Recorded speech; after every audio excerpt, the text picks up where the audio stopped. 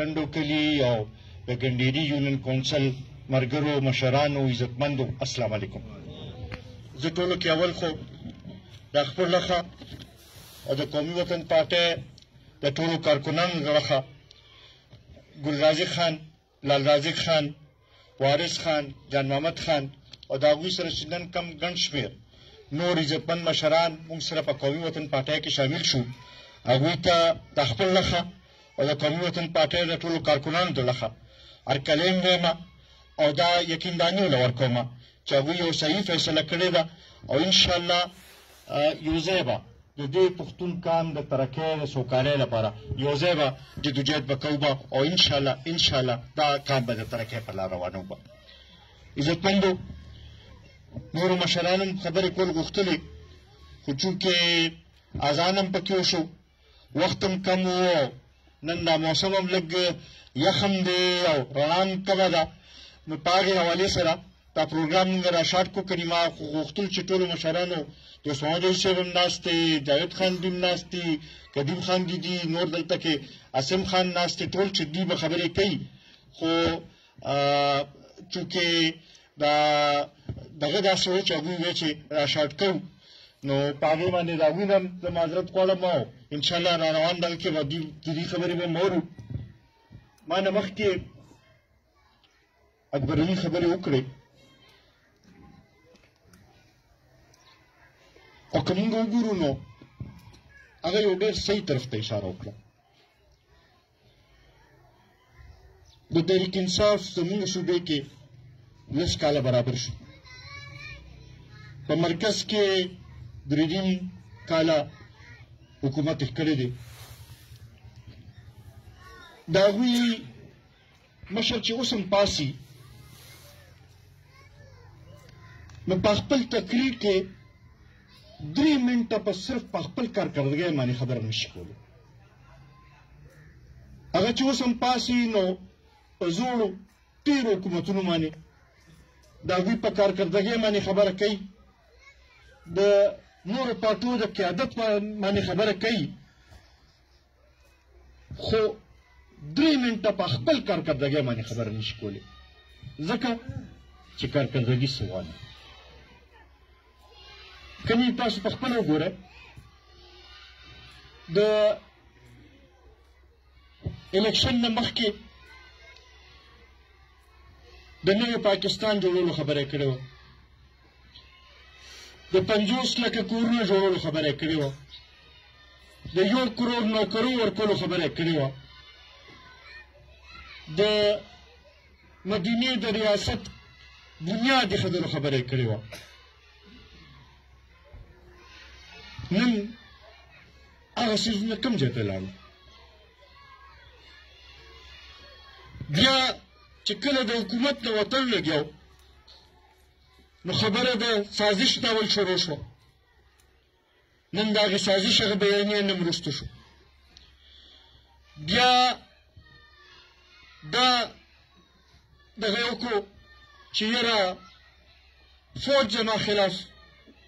دا دغه کړی دی، د هغې نه مو تقریبا وروسته شو. د امریکې د سازش خبره کوله هغه خبره نه هغه شانتې پاتې شوه.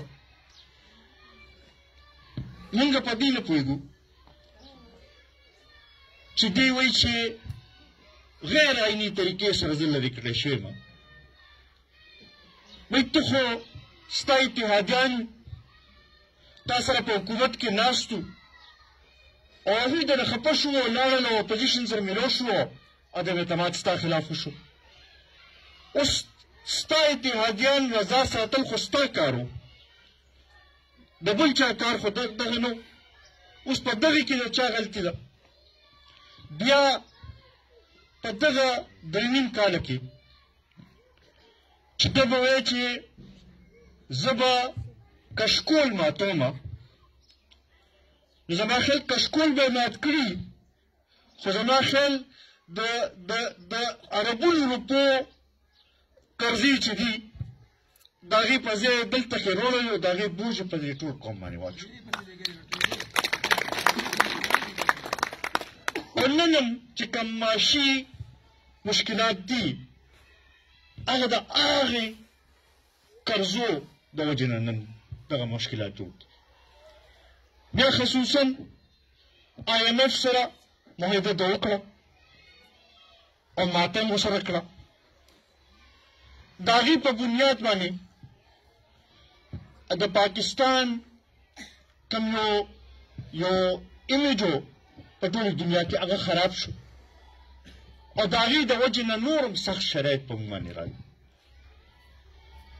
نن موږ دته دا تپوس کوو چې ته کله قوم ته را مخامخ کېږې نو بلکل تنقید وکړه، په ټولو پاټو باندې تنقید وکړه، په ټول قیادت باندې تنقید وکړه. خو موږ ته نه دوه درې سواله تپوس کوو د هغې جواب به م راکړې. یو دا چې یا دومره قرضې چې ستا په دور کې ګیشتل شوي وي دا چا ګیشتلي او هغه کوم ځای کې لګېدلي ځکه چې په دې قوم خو نه لګېدلې د دوی په مشکلاتو کې اضافه شوې ده. دویم دا چې IMF سره اولنۍ معاهده چا کړې وه او بیا ماته کړې چا وه د هغې وضاحت دې قوم ته وکړه چې پته ولګي چې دا حالات نن چې کوم جوړ دي دا په کوم بنیاد سره جوړ شوي دي. دریم دا چې هغه ستا وعدې کوم ځای ته لاړې د هغه مدني ریاست چېرته لاړ، اکروړ نوکرۍ چېرته لاړې، هغه د نوي پاکستان هغه بنیاد چېرته لاړو. دغه مونږ ته وښایه، وضاحت وکړه. د هغې نه پس ته به چا چې تنقید کوې بلکل تنقید هم کوه، کنځل هم کوه چې کوم ستا کار دی، خو د دې شي مخکې کم از کم دې قوم له وضاحت راکړه. خصوصا زه به خپل ځوانانو ته دغه کوم چې تاسو په دې باندې سوچ وکړئ چې که ده سره د دې مسلو حل و نن دې وایي چې دوباره ماته دا حکومت راکړئ، نو په هغه درې نیم کاله کې ده کوم د خلکو مسایل حل کړل چې نن موږ به دا ووایو چې ده سره د مسلې حل شته او بل چا سره نشته. د دې موږ ته وضاحت وکړي. نن خو چې کوم مشکلات راغلي دي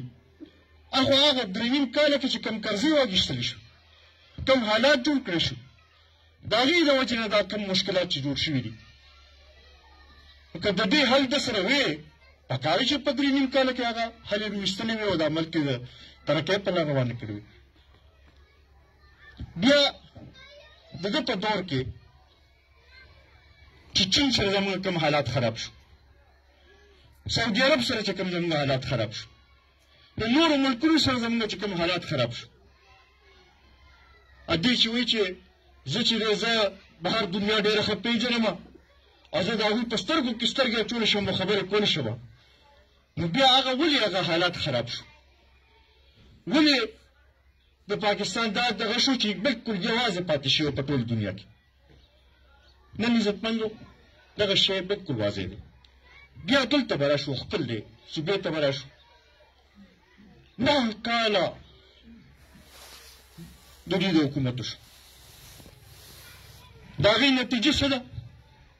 که واقعي د سره د مسلو حل وې، واقعي دا قوم د ترقۍ په لار روانولی شوې،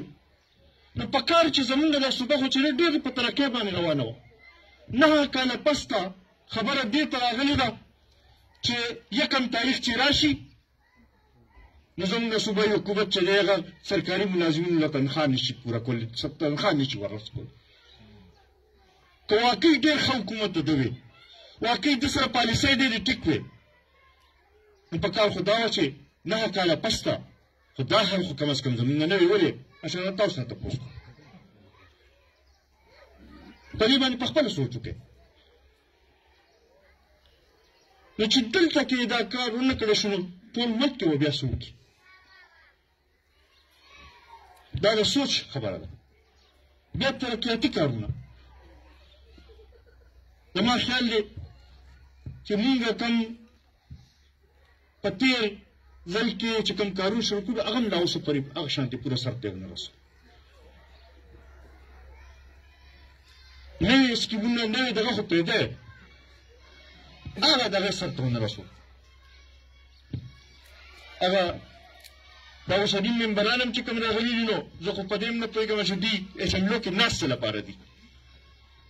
ځکه چې ما خو چېرته ونه لیدل چې هغوی پاڅېدلي او دا یې ویلي چې یاره زما علاقې کې دا ضرورت دی زما علاقې کې دا ضرورت دی زما علاقې د خلکو دا مشکلات دي دغه خبرې خو ما د هغوی نه چاته ونه رېدلې هغوی نه هم چې ورشئ نو وایي چې یاره دا خو داسې حکومت دی او دې کې دا چلي او دې کې دا چلي انې بانې به درته کوي عزتمندو په دې شي باندې غور کول پکار دي زه د ګلرازق خان لرازق خان او د هغوی سره چې کوم عزتمند مشران نن کوم فیصله وکړه دې ته دا دم ورکوم او دا تمه لرم چې نور ملګري به هم په دې باندې سوچ کوي او دې خواته به دا فیصله به کوي عزتمندو که موږ نظر واچو نو ډېر لږ ګنډېري کې به وګورو تاسو سره نن دلته کې BHU ګنډېري BHU ده چا جوړه کړې ده نن سکول د ګنډېري سکول دی چا جوړ کړی دی مثلا دغه به تاسو ته پته ولګي د هغې دې علاقې کې د بجلي چا خوره کړې ده عزتمندو ماخل تاسو لپاره خو ده نورې صوبې لکه فیصله ګرانۍ د ماخل دی تاسو لپاره ډېره اسانه ده په خپله په دې باندې سوچ وکړئ دې کلي ډنډو کلي پرایمري سکول تاخان منظور کړی خو جوار د بهسیرو کلي ته ویوړو ان د دې کلي وخت سره نو دې باندې سوچ کول پکار دي عزتمندو اوس نو پکار چې راپاسو که موږ واقعي دا غواړو چې زموږ د علاقه ترقي وکړي که موږ واقعي دا غواړو چې زموږ راروان نسلونه چې دی د هغوی مستقبل روښانه شي که موږ واقعي دا غواړو چې زموږ روډونه جوړ شي موږ واقعي دا غواړو چې زموږ د صحت نظام ښه شي موږ واقعي دا غواړو چې د بجلي نظام زموږ ښه شي موږ واقعي دا غواړو چې زموږ د تعلیم نظام ښه شي که واقعي موږ دا غواړو چې زموږ ژوند هم ښه شي او زموږ راروان نسلونو ژوند هم ښه شي نو د هغې واحد لاره چې ده هغه دا ده چې د ملي رهبر جناب آفتاب احمد خان شیرپور لاس مضبوط کړو هغه سره ودرېږو هله به دا کار پرې کېږي انشاءالله زما دا تمه ده ګنډېري کې دا درېیم څلورم پروګرام دی او انشاءالله ګنډېري ډېر ښه طریقې سره روان شوی دی هغه ملګرو چې چا په دې کې کردار ادا کړی دی زه د هغوی هم ډېر زیات مشکور یم د نورو پروګرامونو کې هم چې چا کردار ادا کړی د هغوی هم ډېر زیات مشکور یم دا نوي ملګري چې کوم راغلي دي د هغې ټولو ډېر زیات مشکور یم او انشاءالله چې داسې دا سلسله روانه نو دا به داسې دغه به کوو چې د ټولې علاقې کې د قومي وطن پارټۍ نه علاوه بله پارټي به نه وي به او انشاءالله په هر کور به د قومي وطن پارټۍ جنډه ولاړې زه اخره کې یو ځل بیا د ټولو ملګرو ډېر زیات مشکور یم ډېره مهرباني ډېره مننه انشاءالله وخت لرې نه دی را روان الیکشن کې به کامیابي به ستاسو وي او انشاءالله بیا به دا علاقه د ترقۍ په لار روانېږي